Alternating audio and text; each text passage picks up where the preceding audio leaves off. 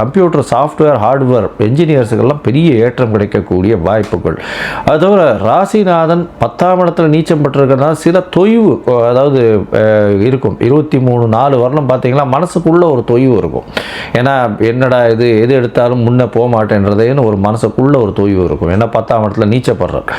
அவரே 11ஆம் இடத்துக்கு சூரியனோட சேர்ந்து இருக்கக்கூடிய காலகட்டம் 23-4லேருந்து பார்த்தோம்னா நல்ல ஒரு ஏற்றம் இருக்கக்கூடிய வாய்ப்புகள் நிச்சயமாக இருக்கும். கவலைப்படவே தேவையில்லை.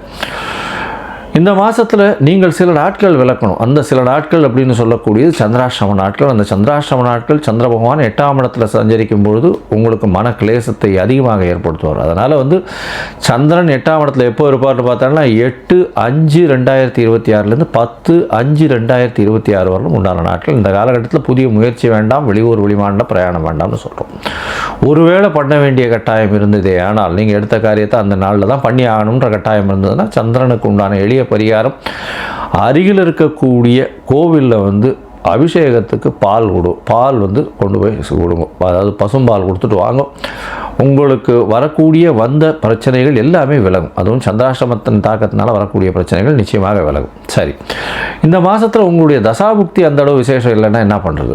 அருகில் இருக்கக்கூடிய லக்ஷ்மி நரசிம்மரை போய் வேண்டுங்க. லக்ஷ்மி நரசிம்மரை போய் சேவிச்சுட்டு பானகம் பிரசாதம் வச்சுட்டு துளசி மாலை ஒன்று போட்டுட்டு வாங்க. உங்களுக்கு வரக்கூடிய எல்லா விஷயத்திலிருந்தும் நிச்சயமான ஒரு பெரிய மாற்றங்களும் ஏற்றங்களும் இந்த மாதம் வந்தே தீரும்.